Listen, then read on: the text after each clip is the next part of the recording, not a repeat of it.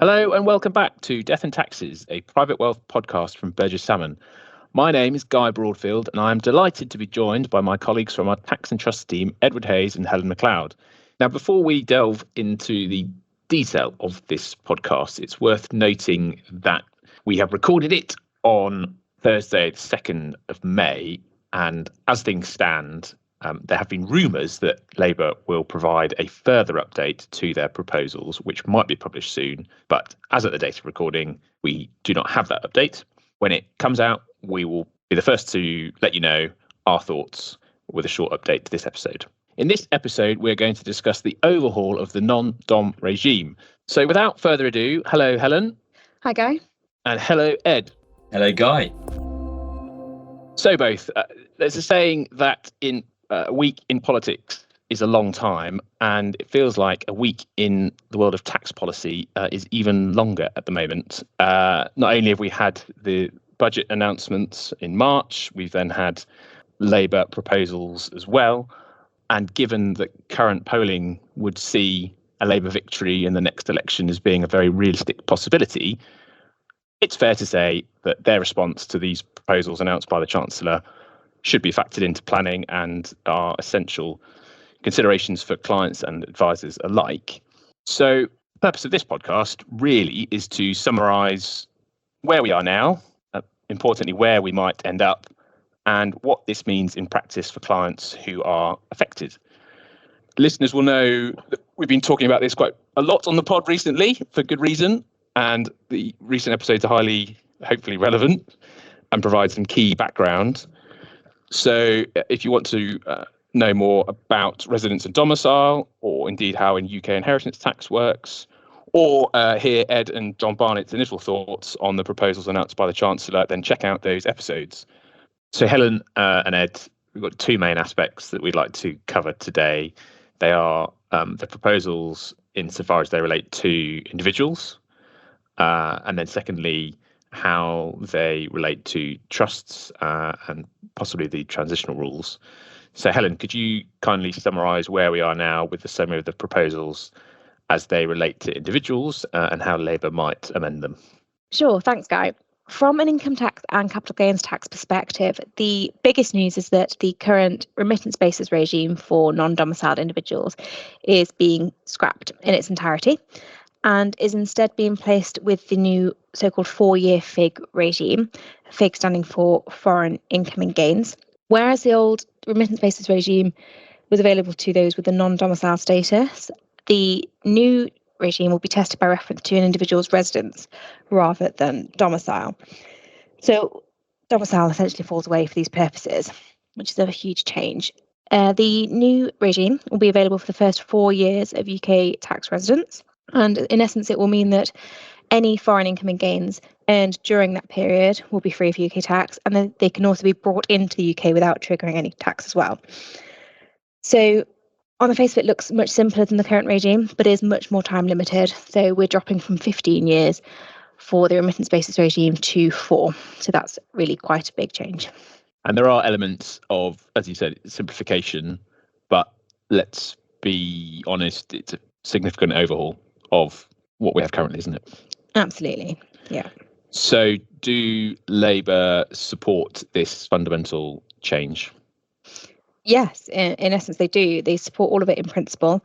They have made a comment that they would consider whether there should be some sort of investment incentive during the 4-year window, for example, that would allow UK investment income to be free of UK tax, so as not to disincentivise investment into the UK, rather than having investment taking place outside the UK. Okay.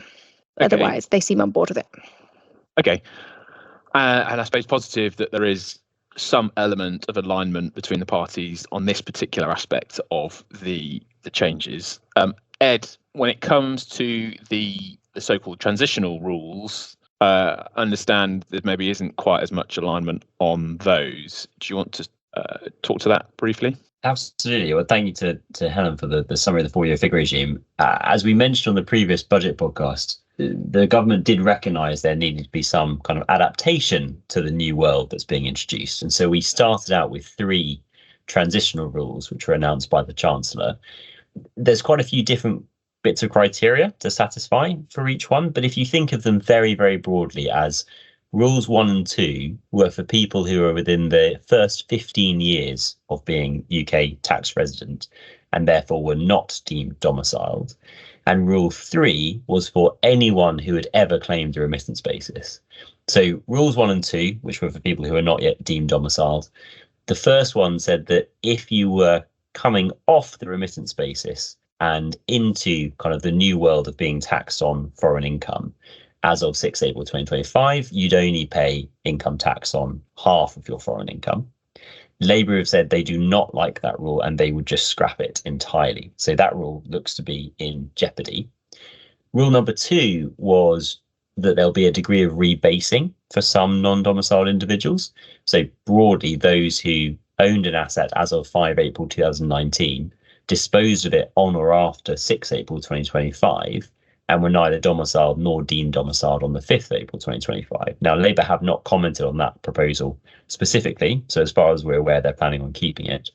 The third rule is probably the most interesting and is something which Labour have indicated they will keep but possibly amend.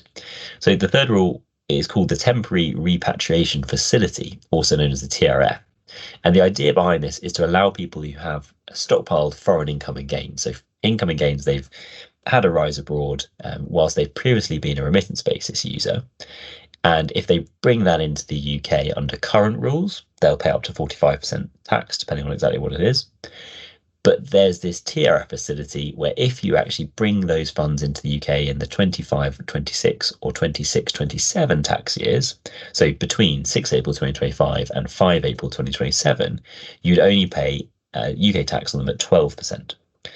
And Labour have said in relation to this, and I quote, that we are also concerned that after the 2-year window for stockpiled foreign income and gains, there will remain sizable stockpiled FIG overseas and a huge disincentive to bring it to the UK.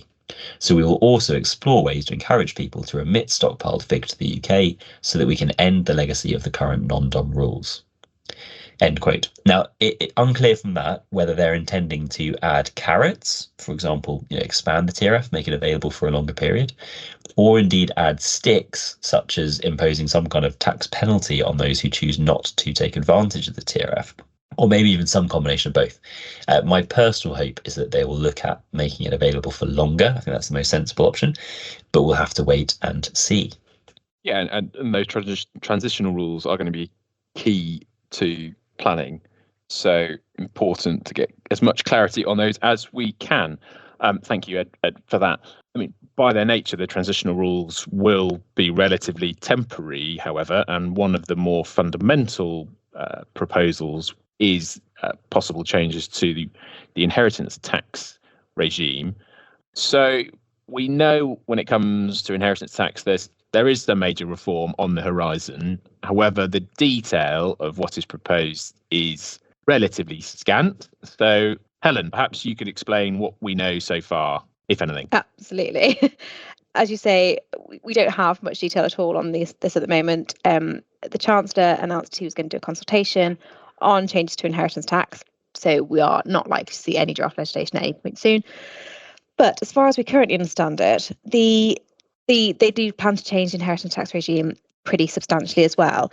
So currently, the UK system essentially puts individuals into one of two buckets. Those exposed to UK inheritance tax on their worldwide assets, and that would be UK domiciled individuals and deemed domiciled individuals, and those only exposed to inheritance tax on UK situated assets. So that would be non-domiciled people.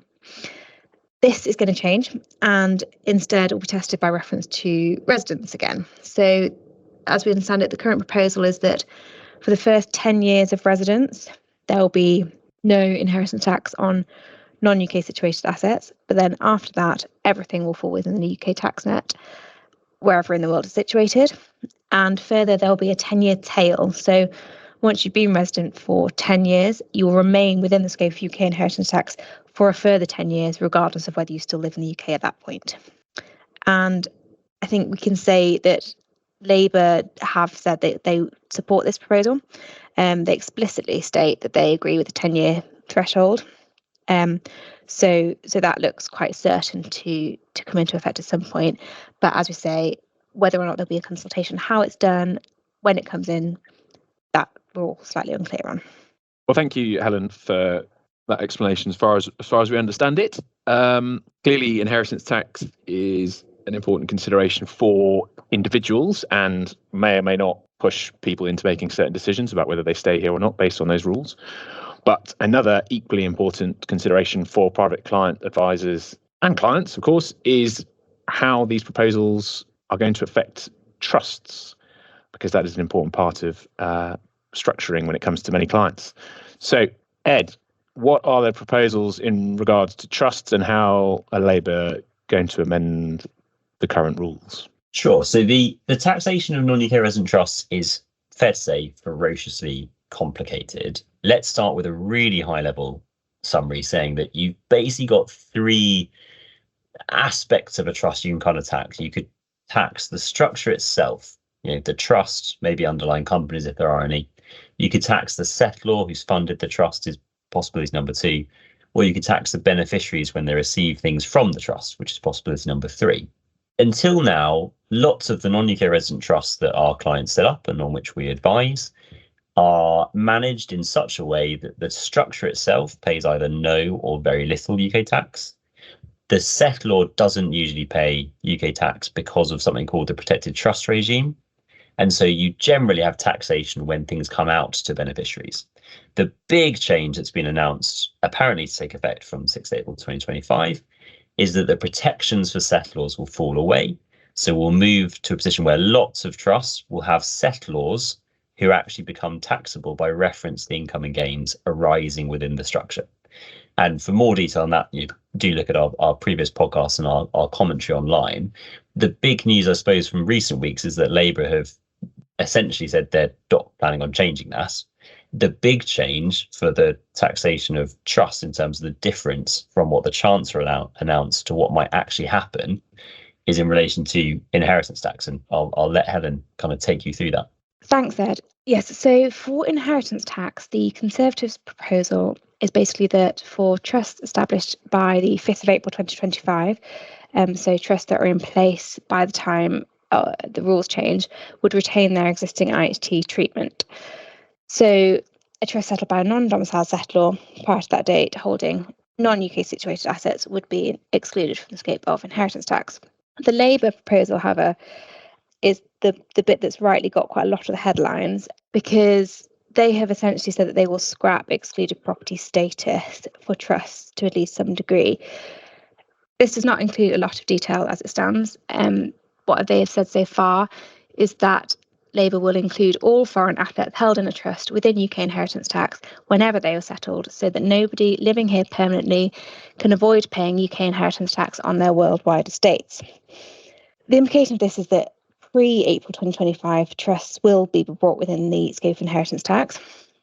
The sentence I've just read out from Labour makes it sound very, very simple, but this will not be straightforward to implement. And we need to make educated guesses as to how they're going to apply it in several different circumstances. If you take it on its broadest interpretation, it could be that a discretionary trust with one UK resident beneficiary who doesn't receive anything from the trust at all is brought within scope. But it seems that would be quite a stretch to interpret it in this way. And so the general thinking is that instead the test will be the status of the settlor as at the time any inheritance tax arises. So the trust would track the personal status of the settlor. So a trust might, for example, come into scope once the settlor has been UK resident for 10 years and will remain in scope of inheritance tax for 10 years after they leave the UK as well and become non-UK resident. There's also the assumption we're making at the moment that when the settlor dies, the inheritance tax of the trust will be fixed as at that point. So this is a huge, huge change and will have an enormous impact for a lot of clients with very wide-reaching implications, which is why it's caused quite so much discussion in the industry. There's also, it remains to be seen whether Labour will do anything to alleviate any potential double taxation that could arise as a result of the changes. So, for example, if you have a trust from which the settlor can benefit, these rule changes could mean that it's subject to inheritance. The trustees are subject to inheritance tax, but the assets of the trust also fall within the settlor's estate on their death, which could lead to double taxation. So as you can see, not as simple as that straightforward sentence from Labour would imply. And we do need to wait for the detail to see exactly how they'll work in practice. But it's fair to say that whatever happens, if Labour implement these proposals in any way, shape or form, it will be a significant change. Well, thanks again, Helen. I mean, there's a lot of things that are still up in the air, as you've quite rightly explained, and we're ready and on standby to advise clients when we have the more granular detail. But I think from a practical perspective, of course, people, clients, advisors want to know when will this all happen. And in the space of a month, as I mentioned at the start, we've gone from a situation where clients have wanted to know what they should be considering immediately after the budget, only to find that 3 weeks later the Labour Party come out with their proposals, and in effect you then have to restart all those discussions again. So looking at it more practically, when do we expect all this to happen, and when should clients be implementing changes? So Ed, do you want to speak to that? Sure. If you think about where we have got to now, the Conservatives have set out the heads of terms of what they would like to do, but there's lots of detail still to be clarified. Labour have confirmed that they would do something similar, but with some key changes, particularly the removal of one of the transitional rules and the removal of IHT protection for various trusts settled by non-doms. So we know the rules will change, and we know the rough outline of what those changes will be. A big uncertainty is when any changes will be made. And I think the starting point, all outcomes remain possible. So all of these changes could come into force on 6th April 2025 as intended. Some of the changes could come into force and others be delayed, or indeed all of the changes could be delayed, most likely to 6th April 2026 if that happens. As for which of those is most likely, there is enormous uncertainty here, but we can make some educated guesses. So if you think about what needs to actually happen for this to become law, the first step is for all these changes to be finessed and for more detail to be worked out. And we know on that there are listing sessions scheduled for the latter half of May, where the government will be taking soundings from the profession and others. And we've been promised a formal consultation on the IHT reforms. We've heard rumours of draft legislation in early summer. It's not clear yet whether that would cover all of the changes or perhaps just the income tax and CGT changes, which is replacing the remittance basis and the removal of trust protections, or whether it would also cover the inheritance tax changes. One could easily imagine it would just be the income tax and CGT changes, because we think that those are worked out in slightly more detail, and there's probably more to do on inheritance tax, but not yet known. The earliest we will probably see that legislation is June. You'd assume it would come out after the listening sessions in May. Then there needs to be further rounds of debate on that draft legislation, and finally a vote on the bill to make it law. So will all that happen before the election? If you look at the dates here, a key one is that Parliament will rise for the summer recess on the 23rd of July 2024. So that's less than 3 months from now at the time of recording. And then that summer recess will usually last until late August or early September.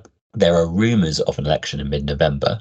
If that happened, Parliament would probably be dissolved several weeks beforehand, so possibly kind of beginning of October, even potentially. So in terms of the time available to consult on all of this, issue draft legislation, have that voted on, we're looking at possibly around 3 months now, and then perhaps just over a month after the summer recess. It's worth stressing that if there's political will, draft legislation can become law very quickly. You only need a handful of days. But is this going to be a high enough priority issue, given we suspect the government will be dealing with all sorts of issues as we get closer and closer to election? Is this going to be a high enough priority for them to commit that kind of political will and political resource to push it through? If you asked me to put my money on it right now, I would probably say there is a slightly more than 50% chance of the changes to the remittance basis and the removal of protected trust status becoming law by an election. And there is a slightly less than 50% chance of the inheritance tax changes, whether to individuals or trusts, becoming law before an election. If these things do not become law before the election, I think it's relatively unlikely they will get deferred, because there may not be an enormous amount of time between an election and even if there is a change of government, that government having time then before the 5th of April 2025 to do what it wants to in this area. So there's a slight difference there, as I say, between the income tax and CGT changes and the IHT changes, just because we think they've made slightly different progress down those various roads. But the key message is all outcomes remain possible and clients need to factor this into their planning. You cannot simply assume that all these changes will be deferred. So wait and see for the 23rd of July. Might have to have an emergency pod. We're Death and always a tax- fan of de- those guys. Exactly. Death and Taxes on tour. Ed speaking from the beach, talking about tax. Okay, well, that certainly answers the timing question in as far as we can. But what should clients be doing, Helen? So we need to start thinking about it now. Obviously, we don't have that much clear information, as we've said, but it's not too early to start thinking. So as and when the law changes, there will be some planning options that we can consider. The most sort of drastic one is that some existing non-doms may look to become non-UK resident. They will therefore need to think carefully about day counts in the UK under the statutory residence test and their ties to the UK to make sure that they do actually achieve non-resident status when they want to do that and don't accidentally fall back into the UK residence net. Then the slightly more nuanced solutions is to think about planning around the changes. So we can think about things like rebasing assets prior to the changes. So disposing of assets, for example, and realising the gains while they're outside the scope of CGT. Clients might want to think about how they time the new fig regime. So if they are, for example, thinking of moving to the UK, they might want to delay that until the fig regime is in place so they can make use of the full 4 years, maximising that for them. So we might also want to think about changing the terms of the trust or the investment strategy, for example, to balance off the income and gains arising and to mitigate the impact of those being attributed to various individuals related to the structure. So there's sort of broad scope of the things we are considering at the moment. Ed, I don't know if you have any further things to add to that. Yeah, thank you. I think a lot of this does come down to timing, and you've made that clear already, but there are some things clients can do before the 5th of April 2025, assuming these rules come into effect then. And there's some things they can do afterwards, but maybe should prepare for now. Certainly one of them is just timing when foreign income and gains arise, if you have control over that, and trying to influence which regime they fall under. Otherwise, we might see people moving back to kind of more traditional UK planning. So using family investment companies, investing into assets which benefit from certain reliefs, using insurance, that kind of thing. I think all of that will crop up. But in terms of what clients should be doing right now, I absolutely get how tempting it is for people to think, well, there's lots of uncertainty. Let's not do anything until we have greater clarity. I think the most important message from anyone to take away from this podcast is that by the time we get complete clarity, it may well be too late to come up with and implement any planning to take advantage of that. So I think the well-advised clients will be speaking to their advisors now, accepting there is uncertainty, but looking at the most likely outcomes based on what we currently know, ideally coming up with their key options. So what's plan A, what's plan B, thinking about the impact that will have on their lives, because it's easy to say, I'll reduce my day count in the UK and become non-UK resident, but actually living that is sometimes quite different. And once you have your plans, looking very carefully at exactly when would they need to be implemented by, when is your kind of cut-off point to make a decision.